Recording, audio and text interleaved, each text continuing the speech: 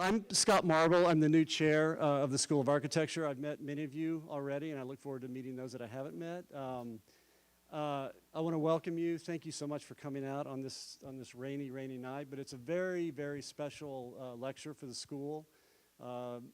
It's the Douglas Allen annual lecture. I didn't know Doug, which is a real bummer, because I can tell you that of all the people that I've talked to on campus, the faculty, the students, universally everybody talks in amazing ways about Doug. He was clearly made a huge impression on students, on the faculty. I mean, the fact that there's such a strong connection to all the alum that he taught. You know, as educators, you know, it's our accomplishment when we can impact students and for them to remember us, you know, as they go out into their careers and have an impact on the world and come back to you and say, you know, you really had a huge impact on my life. And I think Doug certainly did that. He also did that with faculty. I mean, I can tell you that all the faculty refer to his course here. It's called History of Urban Form, but it's equally called Doug Allen's course. Anyway, welcome. It's great to have everybody here. I want to introduce Paul Knight, who's going to say a few words about Doug and talk about the Doug Allen Institute, and then I'll introduce Susannah Drake. Paul? Thanks, Scott.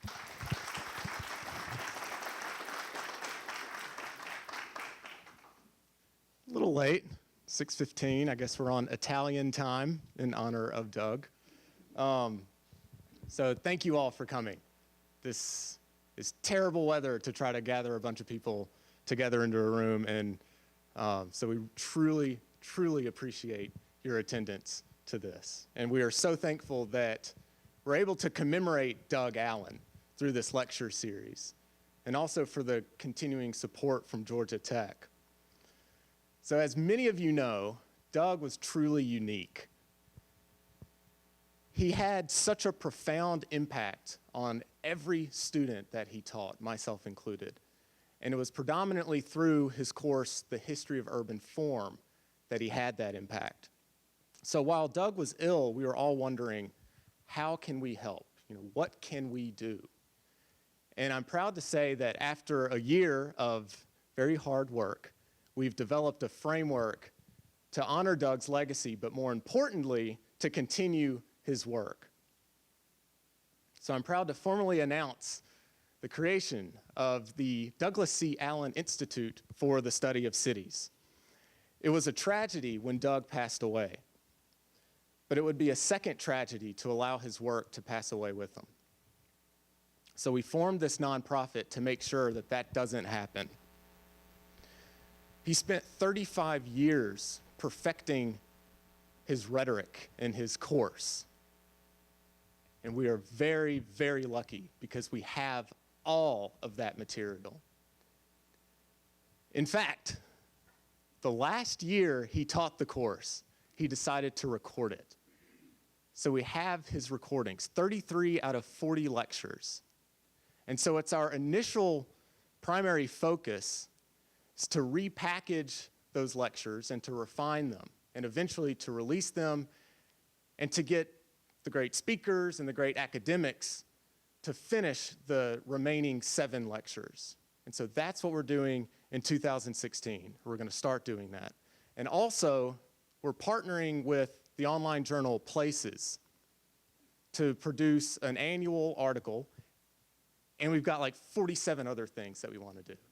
So this requires a ton of resources. So we need your help.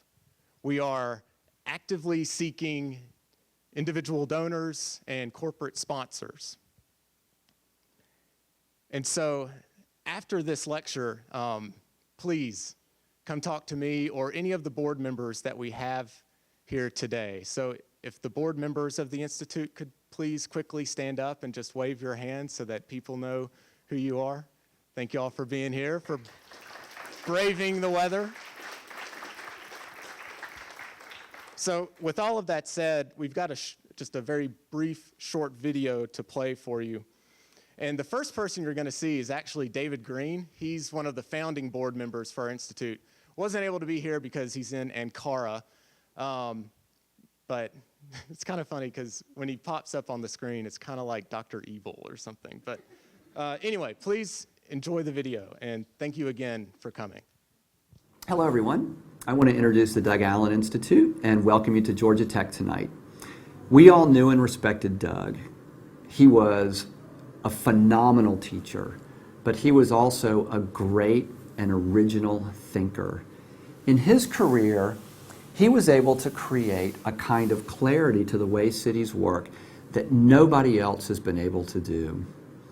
I'll never forget when I was a student in France and he was taking us around to all of the great chateaux, and he was able to explain to us how they worked in a way that was fascinating but also intriguing. It made you understand where these things came from, the 2,000-year history that brought you to that point in time, and it got you excited about these things. It got you interested in a way that made you refine your career. So many of us changed what we thought we were going to do because of the impact that Doug had on our lives. We were transformed, and I was lucky enough to be able to work with him for over 20 years after those days in Paris, and I continued to learn from him as long as I was working with him, both professionally and academically. And it was kind of an amazing thing because the last time I saw Doug, he taught me things that I didn't know and didn't understand in the same way that he did the first time I saw him. He was an unforgettable person. And we believe that this should be continued. And it's not enough to just archive the work. We need to build a living, operational platform for the continuation of these great ideas, this research, and ultimately the knowledge that will lead us to a greater, deeper understanding of how we live in the world. And in order to do that, we're starting with the creation of a platform based on his famous class, The History of Urban Form. And we feel like this gives everybody an opportunity to understand the basic tenets that Doug taught us all in the past 35 years. So take a look at the following video, and let's all move forward with the Doug Allen Institute. Thank you. A question that we might ask at the very beginning, as most books do on this topic: what is a city? And it is looking for what is in common that actually, I think, leads me to my definition. And so here it is: that a city is the largest man-made artifact in human history, manifests as a collective work of architecture built over time. A city contains two orders. The political order is a framework of common elements owned collectively. The economic order consists of individually owned parcels and their occupants within that collective framework. The economic order then actually fleshes out this constitutional framework. It consists of houses, all types, and markets, commercial, office, and institutional buildings that are not associated with the constitutional frame. This is more or less permanent, and this is more or less changeable. Every city has a constitutional order. The point of view of this course is from this intersection, looking backwards, to ask ourselves the question, how did we arrive here? How do we come to a point where we have an intersection called West Peachtree and 5th?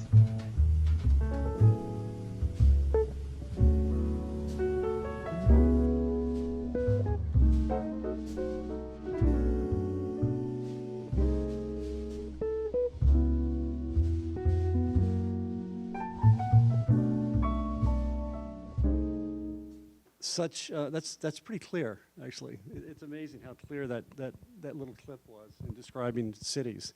So there are few people actually that would fit this lecture as well as Susannah Drake.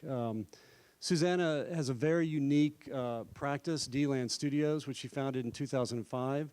She has a master's degree in architecture and a master's degree in landscape architecture, which is really is very actually unique. You wouldn't think so, but it actually is. And I think it really has influenced the trajectory that she's taken with her practice. her firm is working on many very interesting projects currently. One of them that I saw presented, I guess 3 or 4 years ago in New York, the Queensway project, which is very related to the Beltway project here in Atlanta, in that it's a rail to trails project where you take an abandoned kind of urban infrastructure and turn it into a linear park and open public space. And it was a study at that time. It's now actually being implemented in New York, in Queens. And that's just one of many projects that she's doing that is really transforming cities. I also, the last time I saw Susannah lecture, she was describing and presenting some other projects she was doing, and a lot of public projects in New York. And I sort of instantly bonded because we kind of shared experiences of how difficult it is to work through processes and work through agencies and the bureaucracy to get these projects built. But in the end, we also kind of shared a real commitment to the fact that these kind of projects really impact cities. They change people's lives, they create public spaces, and make lasting impacts on cities. And I think Susannah's firm is kind of at the forefront of that, at the scale of building, at the scale of urban infrastructure, and at the scale of cities. So with that, I'd like to welcome Susannah to the school. Thanks.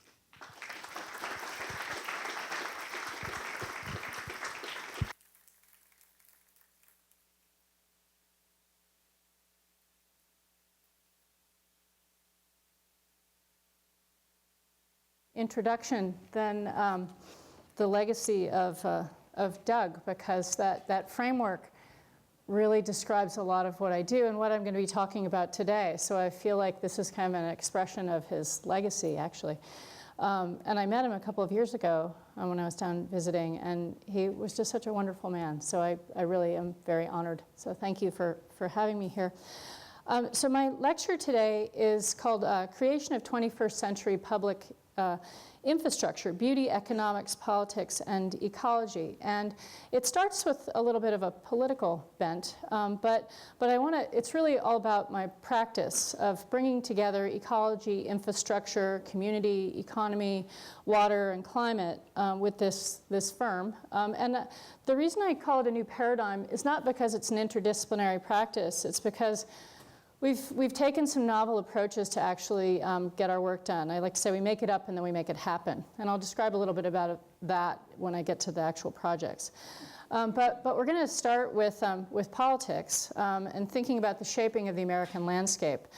So Thomas Jefferson set up the sale of land to run the country. Basically, we needed money to make the country run. So he set up the Land Ordinance Act of 1785, or I should say he signed the Land Ordinance Act, which parceled off the United States into this giant gridded landscape.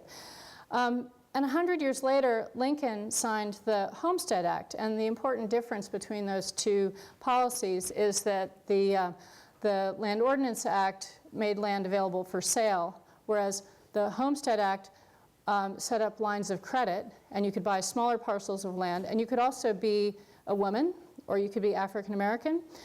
You just had to be a head of household. So that was an important differentiation in the progress of the development of our country. But you can see how this landscape has been affected by policy on a broader scale, and I'm going to bring that down to the urban scale as we move forward. So the next president I want you to think about, or large policy issue I want you to consider, is the New Deal, where $20 billion was spent in 1934 on the development of the Works Progress Administration. There were parks that were built, there were incredible civic buildings, and also infrastructure. So the Tennessee Valley Authority was established to bring power, jobs, and flood control projects to rural communities. And I've been studying this since I was a student at Harvard. Actually, I've been studying this for my whole life because my father was a geophysicist, but I've had this fascination with infrastructure and the impact on the landscape. So this was a drawing I did back when I was at the GSD, looking at dams in the Southwest and the kind of massive ecological change that happens. So infrastructure, though, as a term, was established in the World War II era in reference to military logistical operations. It didn't exist as a term before that. And General Eisenhower who established the federal highway system, invested $25 billion into our national system of highways and called it the Federal Highway Defense System. So again, this is a political issue. It's getting a giant landscape infrastructure project built as a defense system. So it required getting the whole nation to be for it. And it happened in the post-war period when the country was wounded. But it was also, in addition to being a defense or being couched as a defense project for being able to get troops around the city or around the country, but it was also a very large development, I don't want to say, well, I will say scheme. So a development strategy that led to really the development of the suburb. And it's still often considered as a development mechanism by some politicians.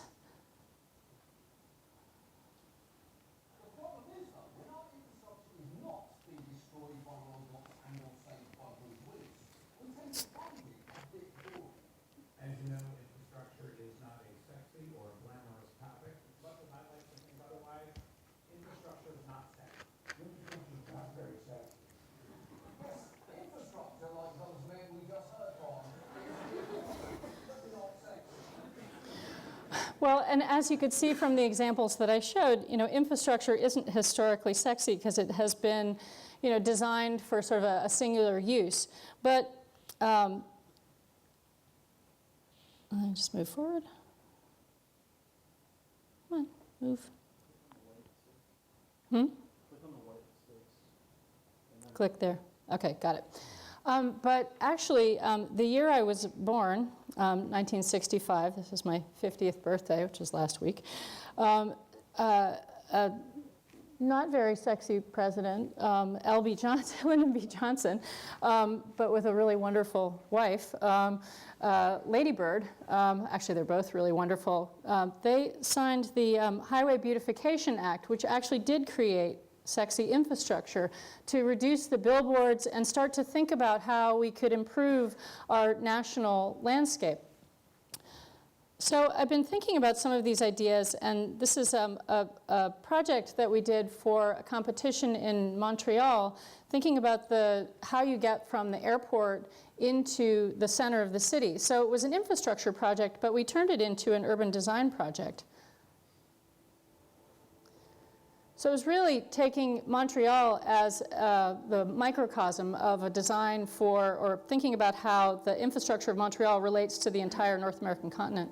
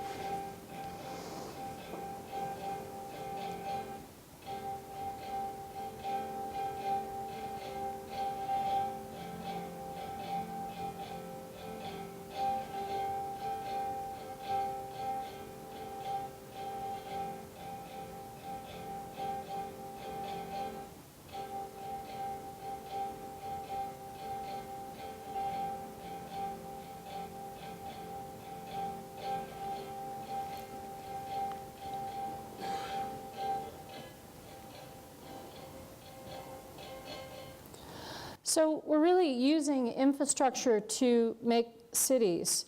And you know, when the highway system was developed, it wasn't initially intended to go through cities, but it does. And one of the other sort of significant intersections that I deal with a lot is also the relationship between those roads and watersheds. And in 1972, Nixon signed the Clean Water Act and the Clean Air Act, and that's had a fundamental influence on my work because of consent decrees that the federal government now has on a number of cities across the country. But you know, the real implementation of a lot of my work has had to do with the vision of a mayor, Mayor Bloomberg. Who created Plan YC, which really gave me incredible sort of inspiration. I can't say I did a lot of work for the Bloomberg administration directly, but my work was really bolstered by it. So there are 772 US cities that have combined sewer systems. And while Thomas Crapper did not design the flush toilet, he popularized it to such an extent that there needed to be a reinvention of our sanitary sewer systems. And so the sanitary sewers were combined with the storm sewers in France. And that technology then was translated to the United States. And what's happening now is we have these combined sewer overflows happening, the sanitary sewage combining with the storm sewage and flowing into our waterways. And you can see how this works. We get the sewage from domestic, commercial, industrial uses or sources. They're going into a big pipe. But the storm drain is also combining with that, and that overflow is going into our waterways and causing ongoing pollution. So this first project I'm going to talk about is called the Sponge Park. And our sponge parks are intended to actually soak up some of that storm water that you see outside today. This is a good lecture for today, right? It's all dealing with water. But soak up that storm water so that it doesn't go into the combined sewer system. So the Gowanus Canal was formerly a swamp. You can see how the hydrology has been affected over time. It was a very different landscape a couple hundred years ago.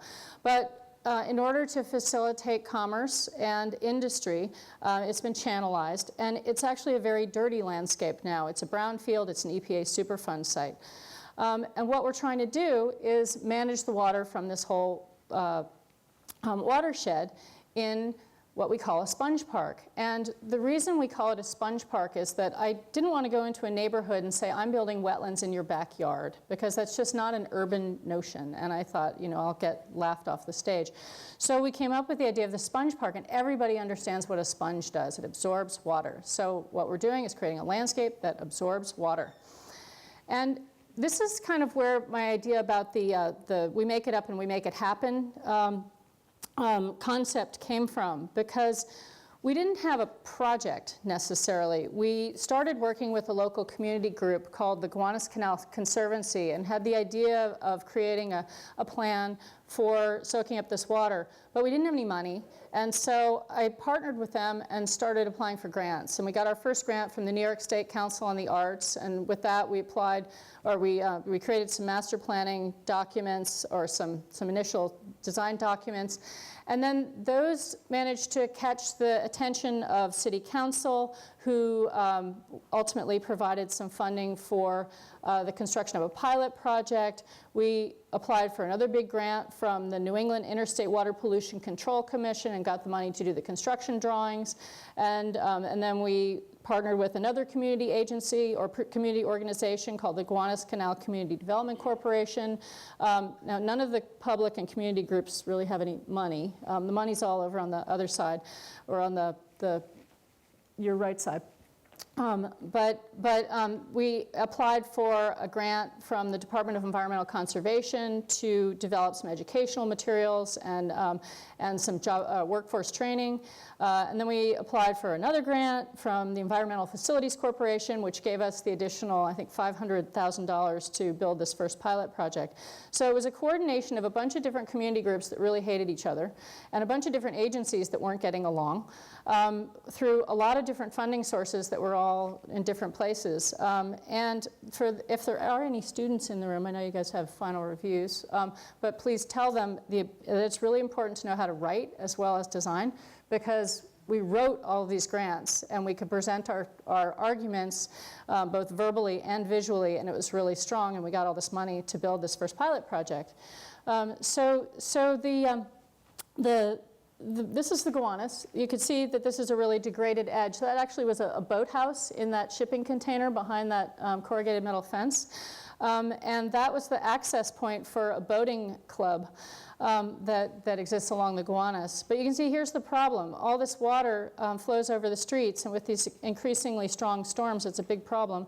And there's nowhere for that water to go. And it ends up at the street ends, and it brings with it a lot of detritus and dirt and trash. And this is actually raw sewage sitting on top of the canal from combined sewer overflows. So it's really a toxic site, and this is in the middle of a densely urban community in New York City. This is not a third world country. This is kind of ridiculous that we have this situation. So we did a lot of work in section, looking at how we could improve the permeability of this ground. And remember, this is this toxic ground where we have pollution going down in plumes 150 feet from coal gasification plants that used to exist there. So we're really trying to improve the hydrology, but also clean up the site and create a sort of more continuous landscape that can be this absorptive buffer. But I think one of the fundamental things that was different about it was that it was trying to be green infrastructure and public space at the same time. So we were really trying to improve the access per city planning's ideas about having a continuous esplanade along the edge of the canal, but also make it a productive landscape. But one of the things that ran counter to city planning's vision of having a continuous esplanade is that this is an industrial site. So there are a lot of buildings that exist that go all the way up to the canal's edge, because that's where the exchange of goods happened, right? So we thought, well, maybe that's actually an opportunity, an urban design opportunity, to create what we called an urban promenade that had green infrastructure kind of threading back into the neighborhood and connecting to some of the existing parks and open spaces that existed in the area. And you can see that we didn't actually intend to make this yellow brick road. That just demonstrates sort of how the green infrastructure was sort of thread around the community.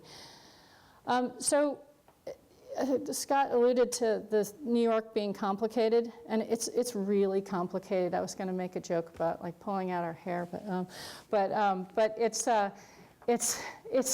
it's really amazing. So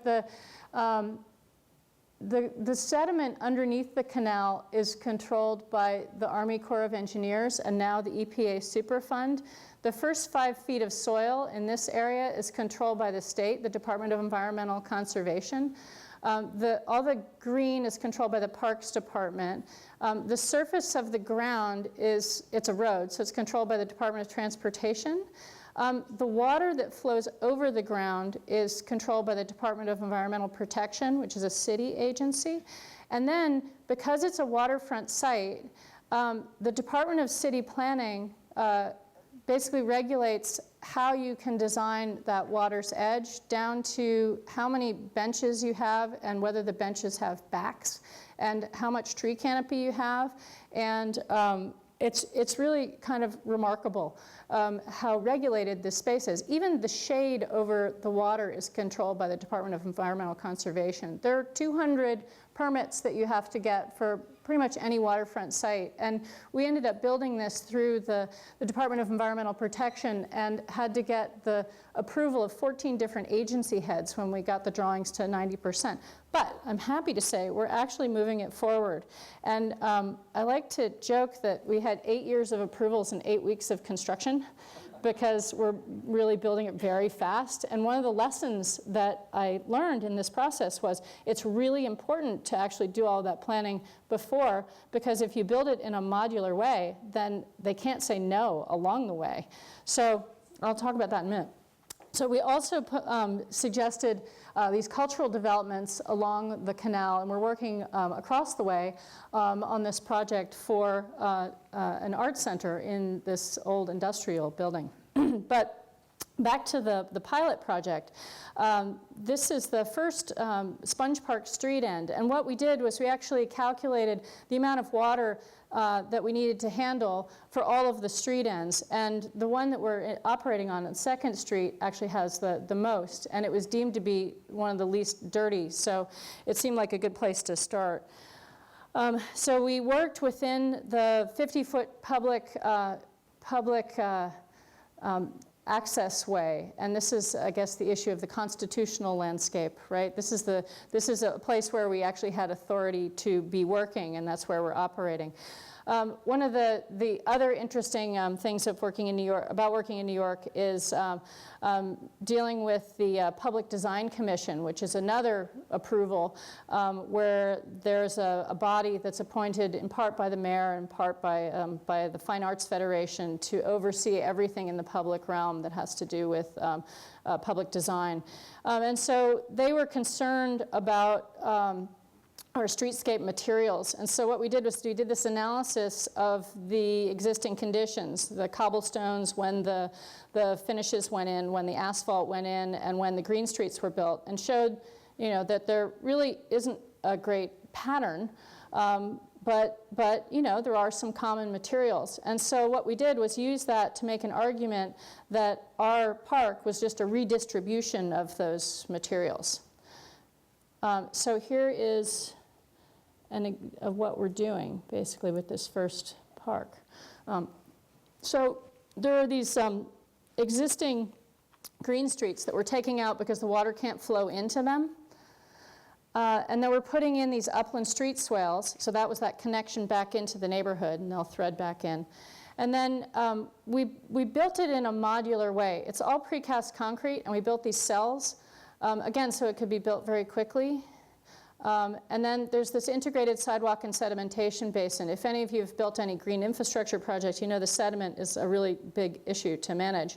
And then we have a pedestrian path with an integrated sand filter. So this is providing access over to the Gowanus Dredgers boat launch, which is being built by others. And then there's a drain.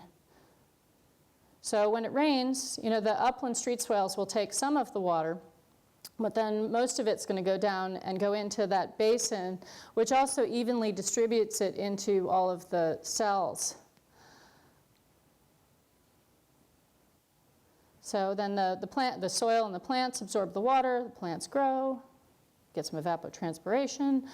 But then when we get a really big rain, so we designed it for a 1.2-inch storm, which was a state rule. But when we get a really big rain, we added sort of extra capacity within that sand filter that will help to clean the water, and then it'll go into the canal. So we had an existing drain that we could tie into, so that was one permit we didn't need along the way.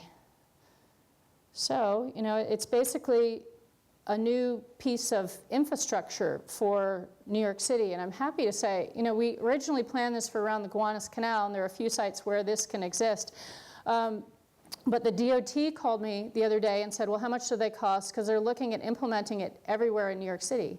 So with grant funding, working with a community group, doing this on a shoestring, we've somehow managed to create a new piece of infrastructure that the Department of Environmental Protection is accepting as a new piece of infrastructure for the city. So I'm pretty psyched. So this is it. Oops, this is it in construction. This was October 21st. You can see the cellular thing. So in the meanwhile, the DEP and the EPA Superfund people are having this big fight over what happens in the Gowanus.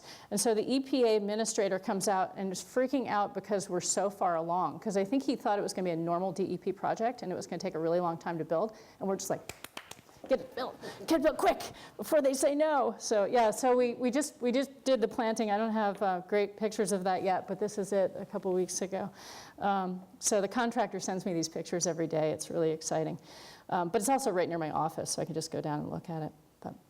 So there are 7,200 miles of bridges and elevated highways that run through U.S. cities. 666 miles of elevated structures run through New York City, and that's both highways and trains. I was the urban design fellow for the Design Trust for Public Space, and we did a year-long study, and we've just published a book on this work, looking at, it was a project called the Under the Elevated Project, looking at what we can do with these spaces. And we established 7 different typologies for areas around the city that we could transform. So we had bridge, park, recharge, car, cluster, clover, and train. And we tried to come up with a sort of geographic distribution across the boroughs. There aren't a lot of elevatieds in Staten Island, so we did skip Staten Island.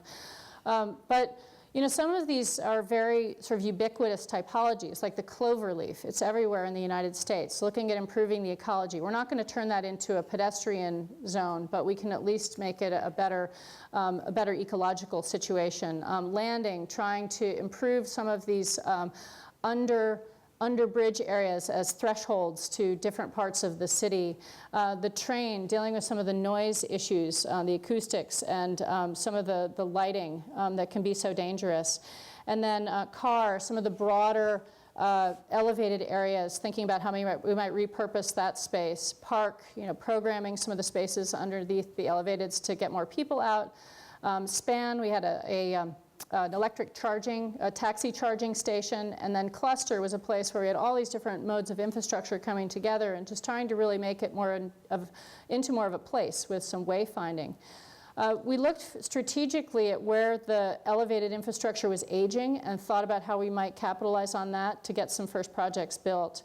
This project is looking at the Gowanus Expressway and thinking about how to repurpose that space. It's just really inefficiently used space. So we thought, well, the first thing we can do is think about some green infrastructure, maybe pop-up green infrastructure, and also maybe some spaces where artists could, you know, do things that you can't do in neighborhoods. Make a mess, do welding, do things that are being displaced from other sort of post-industrial neighborhoods, and really turn it into something that is more of an amenity for the community. And so this is actually an installation of a more permanent kind of art studio space. And this area is actually next to these giant warehouses that are being turned into this new kind of tech center. So the juxtaposition of the programs is actually pretty good and useful.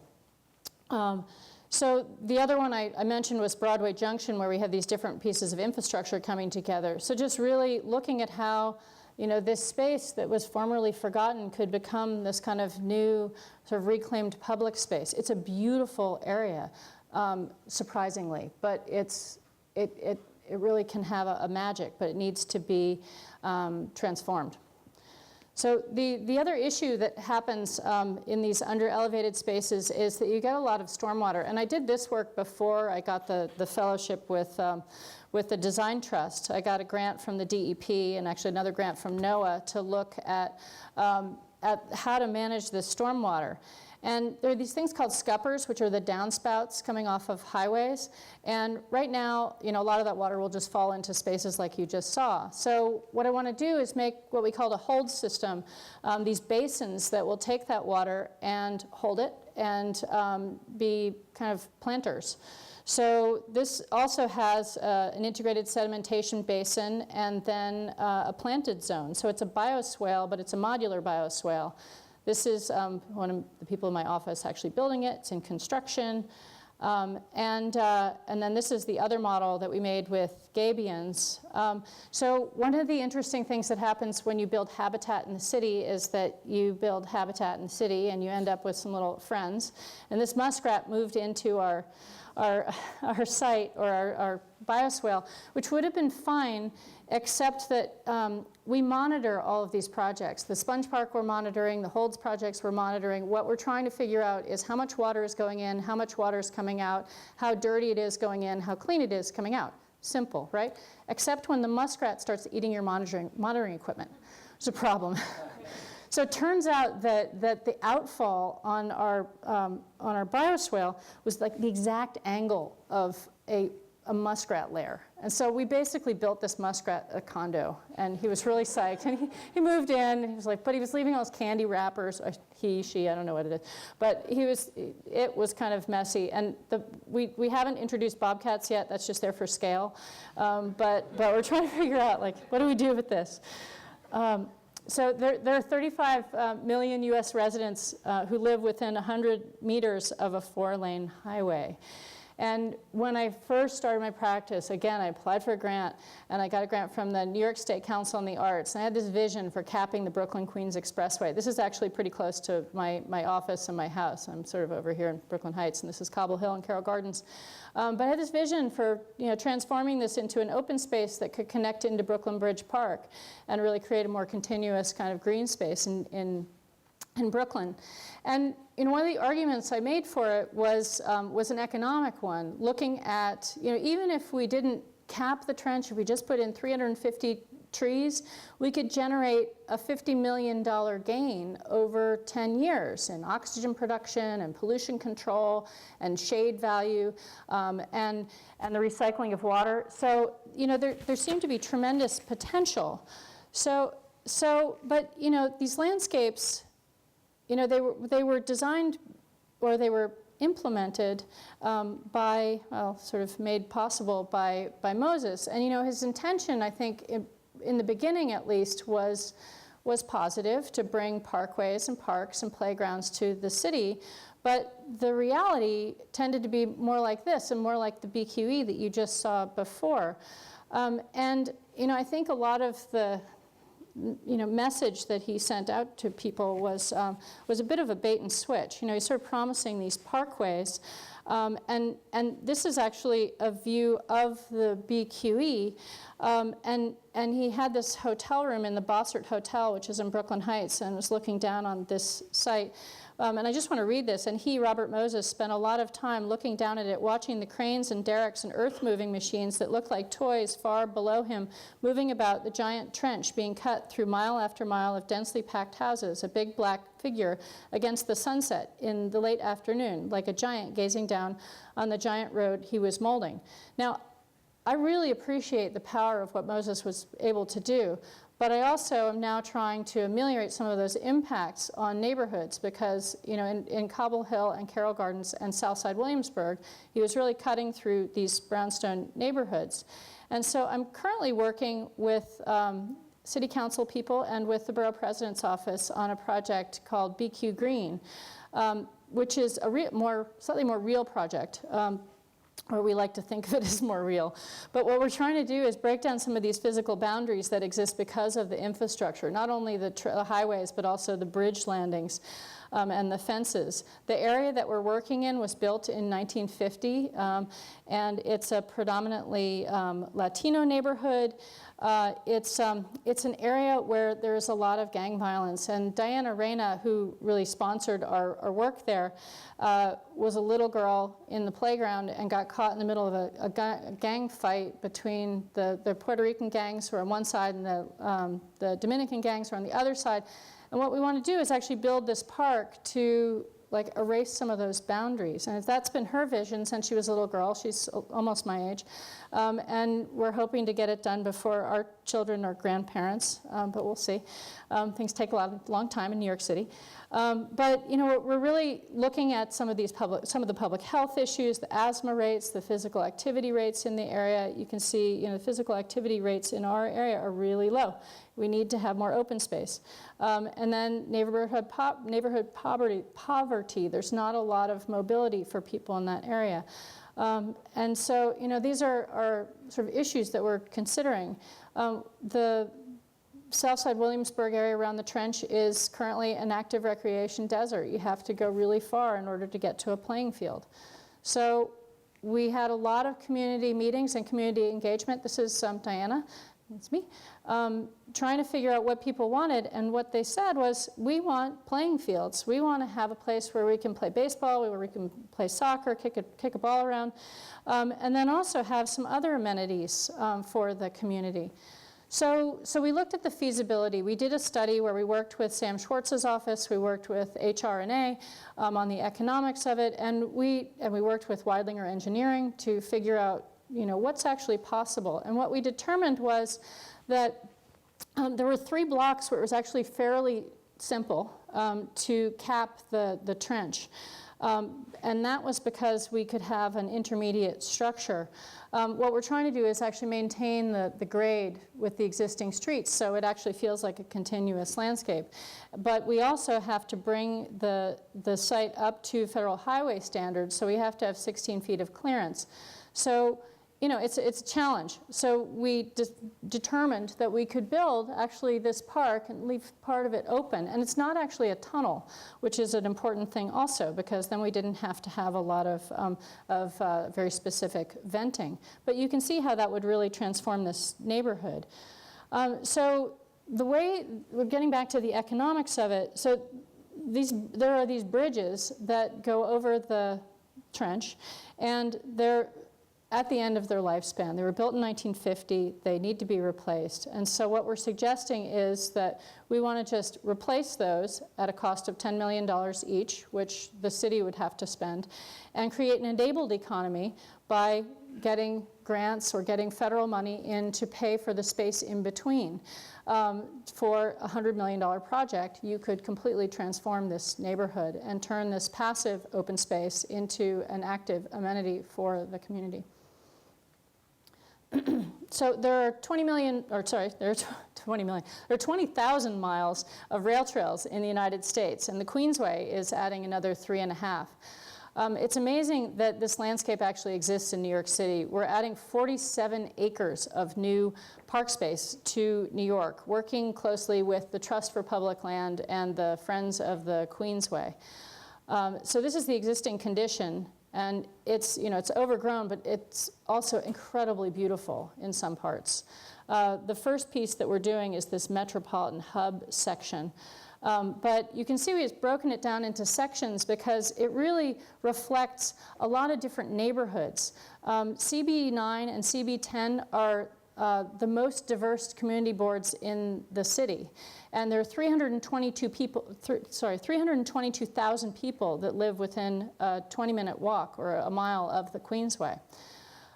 We looked at the programming and establishing pretty diverse programming across the site. And one of the things that was really important was looking at the Northern Passage and the Southern Passage, having places that are really have less program that you're passing through because of the adjacencies to some existing housing. So the Queensway exists, it has a number of different spatial conditions. The southern part is kind of like the High Line, but the middle part feels like it's going through a ravine. And what's happening there is that the train had to stay flat. And so they cut through the Wisconsin Glacier to create a flat train line. And so rather than, it's not actually going into a hole, it's actually cutting through a hill.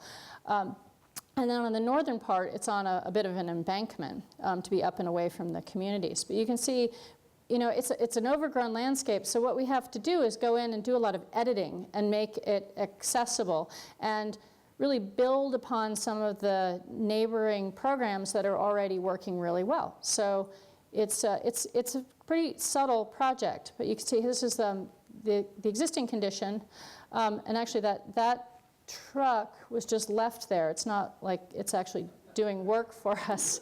Okay, that's like the muskrat, right? So what we want to do is transform that landscape into this.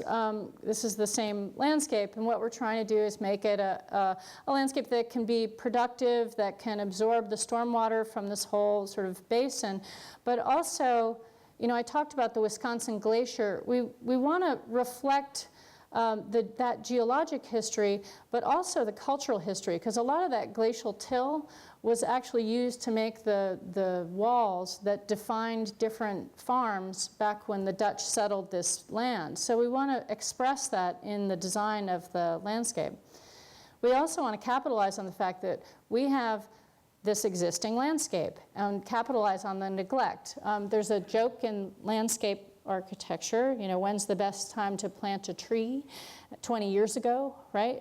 But our trees are like 50 years old. So we're in a really good place because, we're going to be able to create spaces where you could go and be in the shade and watch your kids play baseball if we got rid of the Japanese knotweed and the poison ivy. So here, this is the condition I was talking about before, where we have these homes, and there was some resistance from the homeowners who lived next to the Queensway. They were worried that there'd be people in their backyard, and that might be providing more access. But so we created these drawings to show that there would actually be a buffering and that it would actually be cleaning up that landscape a lot, and that there would be more people in there, but that the people would be moving through this section fairly quickly. Through a whole series of community meetings, it was determined that we would have a fast lane for bikes and a slower lane for the pedestrians, and also that we would be transforming some of the places that are already park space for year-round use. The Queensway connects into Forest Park, but currently most of the people, I think 75% of the people that visit Forest Park go there by car because they can't get there in any safe way. So this will be fixing that problem. The first piece that we're doing is located right next to the Metropolitan Expeditionary Learning Academy. So we're engaging with the kids to help with the design and also thinking about how they might use the landscape and study the landscape over time, which is really exciting to me. And then in the southern part of the site, it's one of the worst served for public open space. So we're creating this new place where there's one school right next to another school right next to the Queensway that doesn't have a playground or any open space. So at lunch, because of the Board of Ed rules, they take the kids and they walk them around the block. It's so sad. And so those kids will be able to go up on this landscape. So it's supposed to be a place for real New Yorkers. It's supposed to be just a new open space that create this better connectivity for this whole neighborhood. So 40% of the world's population lives within 100 kilometers of a coast. And in 2010, we partnered with an architecture firm called Architecture Research Office, ARO, on the MoMA Rising Currents exhibition. And there were 5 different design teams that were tasked with looking at different areas of New York Harbor and figuring out how we could prepare for a big storm and sea level rise. And we projected, or we all used projections, that we'd have 6 feet of sea level rise over the next 80 years. But our team was looking at Lower Manhattan, and I think it's really interesting to look at the city over time and see how the 1650 waterline was dramatically different than the 1960, and then you'll see the current waterline. But we've transformed it to facilitate trade and exchange, because these shallows that protected the original water's edge weren't really good for getting the goods from these big boats onto the edge. So we hardened the edge and we built out and we put these slips in, we cut in and made that the place of exchange. Actually, this is Exchange Place, was called Exchange Place because that's where the goods were actually exchanged.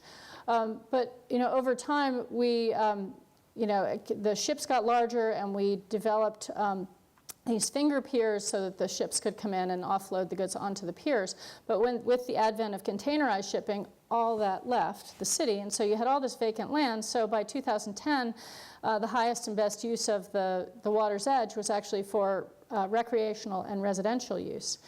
But looking back to this map from 1845 by Egbert Viele, I think it's interesting to look at the light green area because it looks pretty similar to that 1645 waterline, right? And I want you to notice that there's also these lighter green areas, which this is the hydrology of New York City. And as we looked at our value at risk in terms of where the sea level was going to be rising to and where an 18-foot Category 2 storm surge would go, there seemed to be a correlation. Funny that, right?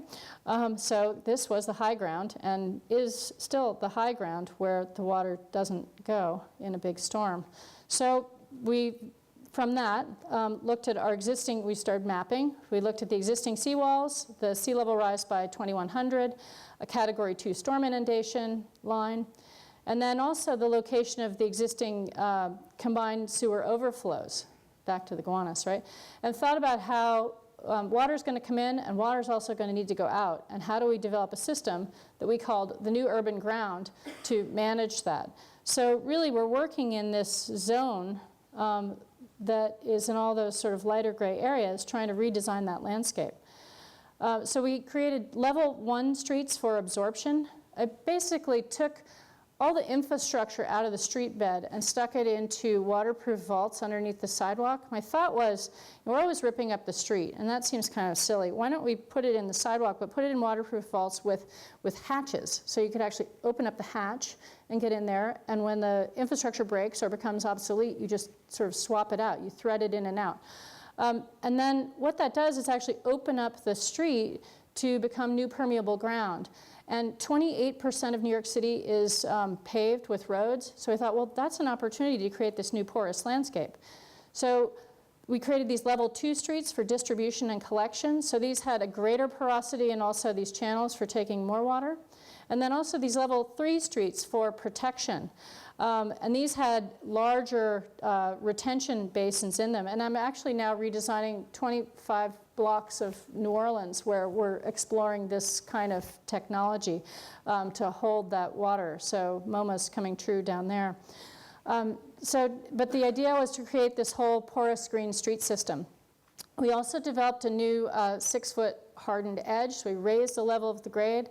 And then had waterfront parks and freshwater wetlands and salt marshes that would help to absorb some of the force of large waves to create this entire resilient system.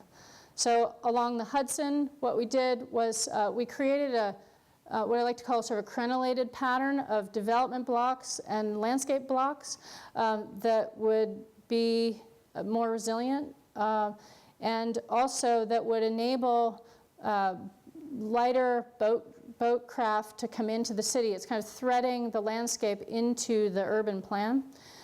Down at the Battery, we had this whole, what we called the Battery breakwater, these geotextile filled sacks that could create new barrier islands. And again, you could have small boats go in and out of these new constructed wetlands. And then over on the east side, we created something called the East River Esker and Breakwater. Again, my glacial references. But here, it's basically a larger bermed area that would protect the upland buildings. And then this outbound landscape that could become a new kind of urban open space. And within that, we also had sponge slips. So if you had periodic inundation from large storm surge, these landscapes would be able to hold that water. So we've transformed the slip from a place of economic exchange to a place of ecological exchange, and are using plants that can actually withstand a periodic inundation of salt water to create a new resilient city. So that's what we did in 2010, and it influenced a lot of policy decisions actually along the way, but governments move really slowly until you have a big storm, and then they move faster. So we had this big storm, Sandy, and the water went everywhere we said it was going to go, and it was such a, I sort of made a couple of stupid comments about, like, I told you so kind of comments in the press, which wasn't so smart, but when it's turning off the lights in Lower Manhattan for 3 weeks and causing $13 billion worth of damage, it was kind of worth paying attention to this work that we were doing and saying, you know what, we need to change things faster.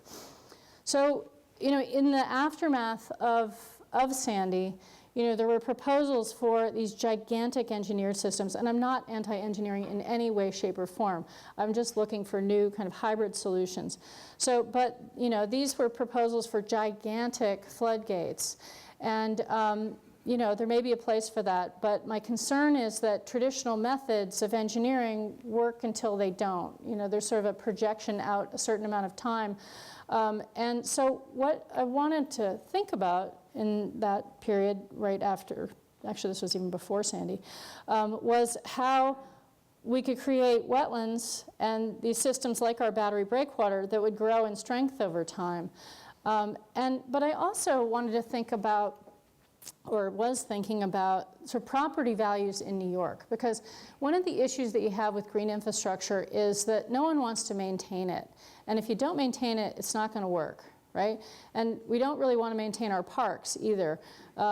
It's a big issue. So I thought, well, maybe we need to be thinking about financial mechanisms for doing this. So looked at the property values in New York and thought, what if we created a zoning transfer of where developers in some of the more expensive areas could actually get a credit or build taller in order to finance relocation of people away from those waterfront edges that are more vulnerable, and a creation of a new kind of landscape along those edges that can help protect the upland resources. So I presented this at a conference where I had like the head of the Nature Conservancy sitting there. I had this one of the heads of one of the biggest real estate families in New York City sitting there, and they're both like nodding and smiling. Like, yes, okay, that's the point, right? Let's figure out a system that works for everybody and protects the people. So another kind of financial mechanism that we're working with is called marshes. We're working on a wetland mitigation bank. It's the first one in New York State. And what we're doing is actually restoring this landscape, and then developers can actually buy credits in this landscape. So if you're harming one place, you can actually go and fix another place, which sounds terrible, but it's actually a good thing, because you're really restoring some more significant ecological areas, and the other areas that are potentially getting damaged may be places that are more urban, and can be more dense and may not have as great an ecological value. So, and all of that gets determined by a whole fleet of scientists and regulators to figure out, who's getting what credit and how much the credits are worth. But we're transforming that landscape, and then we're also working on some of the state's efforts of transforming some of these edge landscapes to make them more resilient in Nassau County. So we're doing a lot of this rebuilding work because it's really a global problem. And when you look at these landscapes, it's not, they're different typologies for different areas. And so, after MoMA, but before Sandy, we started thinking about how this applied to these global areas, and in particular, the economies, developing mangrove ecologies, mangrove or maritime forest ecologies, and then also looking at some of the economies of different areas, such as the Nile River Delta, where you have an agricultural economy that is going to be impacted by the inundation of salt water over the next 40, 50 years. So we need to be proactive about how that landscape is being managed, and we were proposing some different forms of agricultural production that can be based on a more saline constitution of the water. But we looked at how these impacted, the sea level rise would impact different global economies, from industry to finance to tourism and to informal settlements in different parts of the world. And in particular, focused on Miami and Miami Beach, and thinking about how we might transform that landscape with a new kind of beach landscape, a rebuilt mangrove ecology, a new kind of bermed area to protect some of the upland resources. So I have two more projects, and these get away from the coast, but there are 30 million acres of roads and parking lots in the US. And to put that in perspective, Georgia is 37 million acres. So parking lots equal the mass of your state. Florida is 37.5 million acres. So, musical break.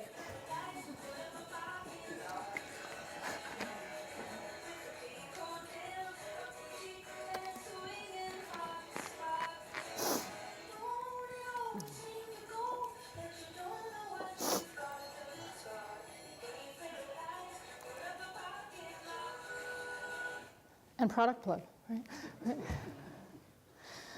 So we've been working, it's so much easier to not work in New York City. So we've been doing this, or we did this park, or this plaza in St. Louis where we unpaved a parking lot. This was a parking lot next to the public television and public radio station, and the Sheldon Arts Center is down along this end.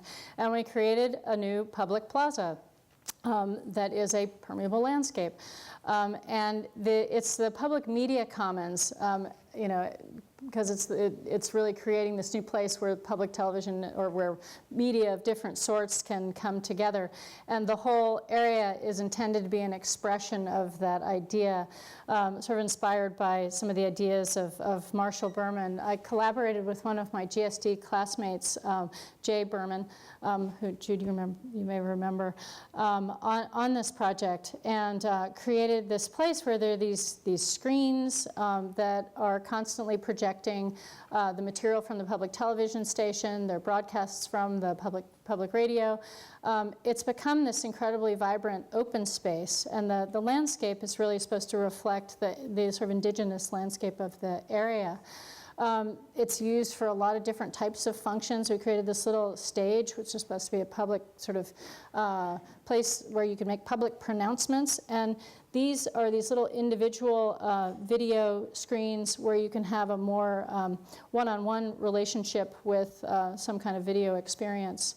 And it's used all the time. It's used at night. It's used 24/7. It's used all times of the year.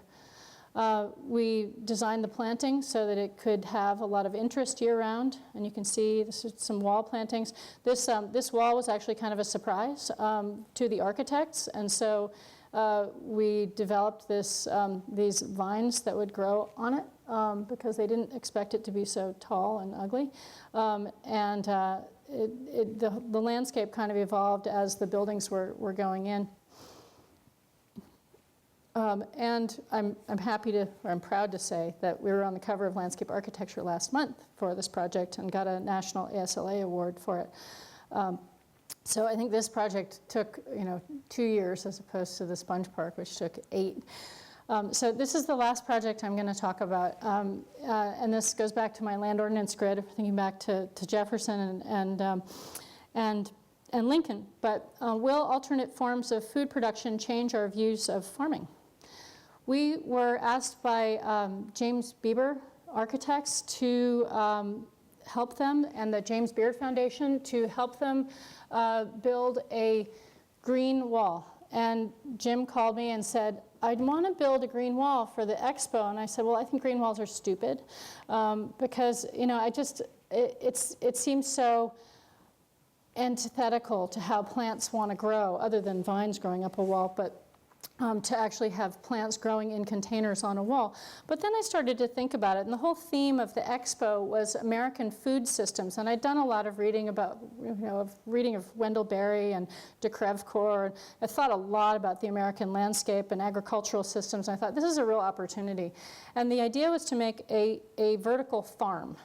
And so we started with the idea that we have a grid, an architectural grid, that's kind of similar to our land ordinance grid, but there are geographic systems that interrupt that grid, even in that first slide that you saw of the American landscape. So those geographical systems, the waterways and the hills and the topography that make the landscape different and make it not such a simple gridded, unified landscape, actually also add flavor to the foods that are harvested in those different areas. And they also affect the growth of different plants in those areas. And so there are all these chefs now that are coming out with, their geographically oriented foods. And there's a lot of kind of more local, a focus on local agriculture. So we wanted to reflect that in the design of this wall.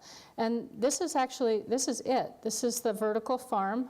It was up from May until October. It actually just came down. And this isn't a rendering. This is actually real. And so we used 50, we had 50 different crops that created 6,000 pounds of vegetables per week. We avoided things like squash and things that might fall on people's heads, but we have a lot of kale and there are peppers and strawberries and some herbs. And it's pretty wild. It actually looked, this is actually in October. I took this picture. So it looked good the entire summer. And it was producing vegetables the entire time. It was so exciting. But the system that we used was this vertical zip grow tower that was invented by this guy, Nate Story, who's an agronomist out of the University of Wyoming. So it's not designed to be a decorative wall system. It was designed to be an agricultural system, which I think is really interesting. It's hydroponic, and it has this kind of foam and a little wick thing. But this is actually some kale growing in one of his zip grow systems. And I went out to Laramie, Wyoming, and met this farmer named Hayden Christensen, who was using his technology. And one of the things that's really important about this invention, I think, is that it enables small-scale farming. And Hayden Christensen was this kid. He's probably like 20, he's in his early 20s. And he grew up in a farm family, one of 10. And wanted to keep farming. But he can't go out and get his quarter section of land, right? And but he had this little greenhouse. And in this greenhouse, he had these zip towers growing. And it was an incredibly productive greenhouse. And he could actually make a living doing small-scale farming. And part of the reason that it could be so profitable is that see this like tower? That's actually a water source. He could take the zip tower, put it in the back of his truck, and bring it to the Whole Foods and plug it into one of these towers. So you could go to the Whole Foods, I'm losing my punchline. You could go to the Whole Foods and you could clip your kale directly off of the tower. And the reason that's significant is you're getting really fresh vegetables, but also because it eliminates packaging. And apparently small-scale farmers spend 60% of their overhead on packaging. Like, who knew, right? So I learned a lot doing this project. But the other really funny story, and I blew my punchline, but the other really funny story that Nate told me was that he has a huge market for his products in Miami. And apparently, he has one client that needs something like 5,000 pounds of mint per week to make mojitos. So he's got a really successful product that's following the market, and so he has these greenhouses for growing mint on these vertical zip towers in Miami. So with that, I will open it up to questions and say thank you very much.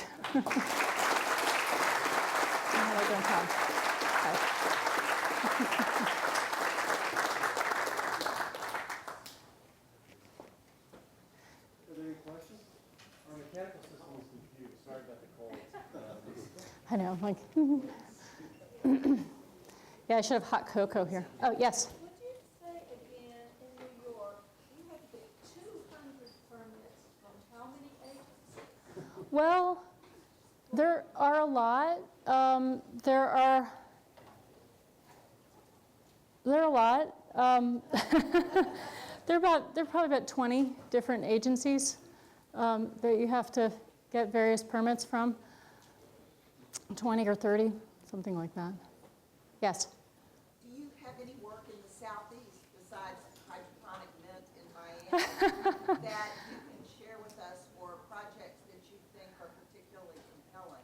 Well, I've just started doing work in New Orleans, and I'm now licensed in New Orleans. And that's a very different landscape because, well, yeah, it's more similar to here ecologically, but probably a lot warmer actually than here.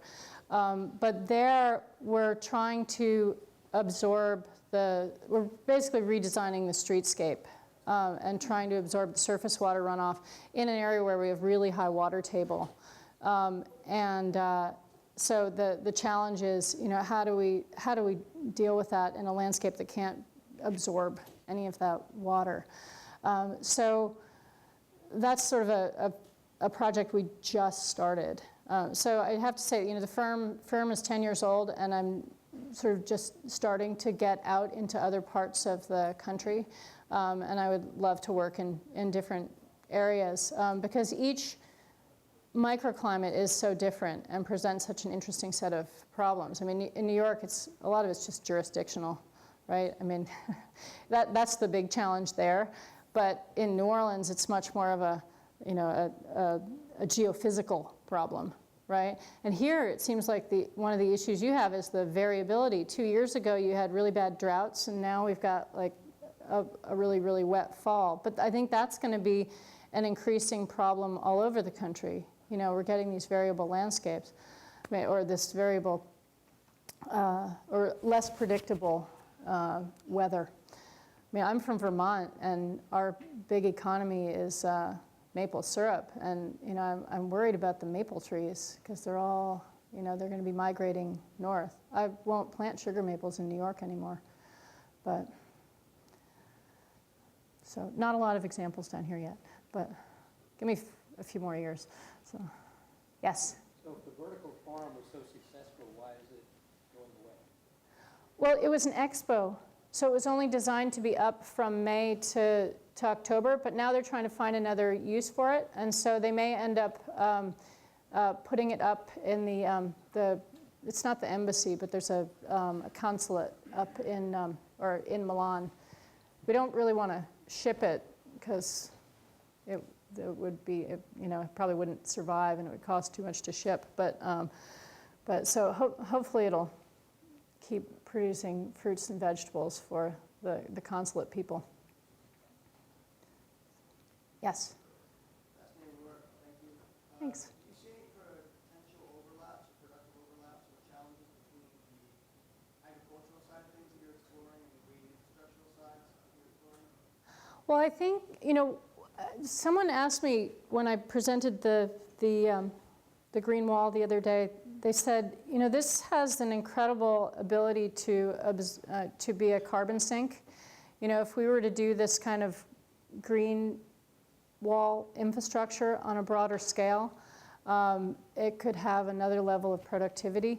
So, I haven't done the kind of quantification that I've done of a lot of other things on it yet, but I think there's huge potential because this landscape, it's so easy, right? I mean, actually, especially in a climate like where you don't have as much freezing. I mean, it's so easy to maintain this. And we were nervous about doing this outside because this hadn't been done outside. This was a technology for greenhouses or for making landscapes in greenhouses. But in Milan, for summer, it worked really well. So I could foresee having this in places where you don't get freezing and really having it be incredibly useful and productive. So.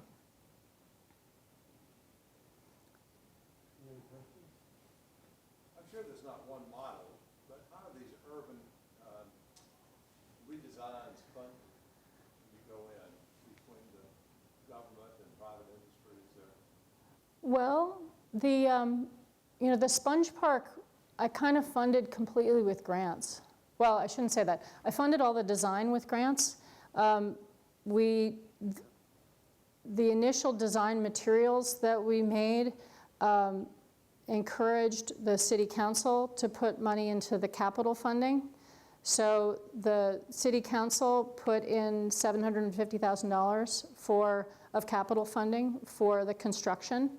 And then I applied for a grant from the Environmental Facilities Corporation, which is a state funding organization, and got another $500,000 to basically fill out the capital funding for the project. And all the soft costs were covered by grants as well. So the city is doing kind of an in-kind funding because they have their people that are working on it, but that's because of the city council money. So they kind of had to build it. Some agency had to build it, but when you get the money from city council, it doesn't necessarily include the money for those city workers to be running the projects. Well, what I'm hoping with the BQE project is to talk to Coke. No, to talk to some private funders, because the issue we've had with that one is that while my initial thought of, okay, the city has to spend $10 million on each of these bridges, and they, to replace them, we've now learned that because of the way the funding works, if they eliminate those bridges and they make park out of it, then they no longer get the federal money to take care of them. So we're looking for more private sector funders, because this is an incredibly vibrant neighborhood. There are almost 200,000 people that live in that neighborhood, and it would be a really ideal marketing opportunity for a private sector organization to support. Particularly, I mean, what I was trying to do early on was sell it to my senators and, the politicians, because it's also a predominantly Latino neighborhood. I said, you need their votes, so, support this. So I've been political about it, but I haven't been reaching out as much to the foundations and the corporations, and I think that's what we need to do to get that project built in particular, because that's what happened for the Clyde Warren Park in Dallas. They got both, which is very similar in scale to the BQ Green project, but they got money from state DOT and from city DOT, but then they also got money from Southwest Airlines and from some other corporate sponsors. I think that's the one that's the most sort of ripe for that kind of investment. So with the Queensway, Trust for Public Land is handling all of the fundraising for that. So I have a feeling that they will be reaching out to various corporate sponsors. I know that they have some work they're doing with TD Bank. They've been a great supporter of TPL. And they have a number of other corporations that are big supporters. So. But that's going through that channel. So, we try to make it work and try to sort of at least get the political movements going the right way. But it's an excellent question, and I need to do more of that. So, yes. It's fascinating that how much your idea about this whole urban design infrastructure that can actually be realized by your being able to sell to different entities and make it happen. So I guess it has a lot to do with your location and your environment north, but how do you get the project in order? And is there any similarity in that relationship? Well, I think that the whole notion of relationships is what it's all about. So relationships and expertise. So we have this expertise in stormwater management. I taught at Harvard for a couple of years, and of course, when you teach in a school, you pluck your best students. And I had a woman working for me named Forbes Lipschitz, who is now a professor at LSU. And so Forbes left, and she went to LSU. And then Helena Steiner, who is a landscape architect that was also one of my students at City College, brought her in. So I couldn't go to a ULI conference. I send Helena, and Helena goes and she meets people. She's very personable. So, and Helena and Forbes, work together, all friends. So, the smart women working for me basically got out there and met the right people. And then when the RFP was coming out for this resilience work in New Orleans, the city called us and said, we think you should apply. So it happened because Helena had done a presentation of our work at the ULA conference in New Orleans. We had this relationship with LSU. LSU had worked with a coastal engineer who we ended up convincing to be the prime, because we didn't want to manage that project because it's huge, and it's, you know, it's a lot of red tape. So, so we got them to be the prime, and but we're the prime designers. So, you know, it's all related to that. And the same thing, you know, with the project in St. Louis. One of my classmates from the GSD called me and said, hey, you know, will you work on this with us? And we had this great collaboration, and we built a nice project. So, you know, so hopefully, you know, just do more of that. So teach more people, collaborate with your former students, that kind of thing. So. Great. I just want to say it was a great talk. And one thing that, for the few students that are still here, that really struck me about this lecture was how proactive you are at making things happen. In other words, you don't just wait for the projects to come. You go out and set up the infrastructure, in fact, to make these things happen. And it's really an inspiration. And it's really the way to get big ideas out there. And I think it's very inspiring. Thanks. I also just want to say it's really great to see so many alum here. And we want you to come back. So please, we're going to have another great lecture series in the spring. It'll be announced, and we definitely welcome you back.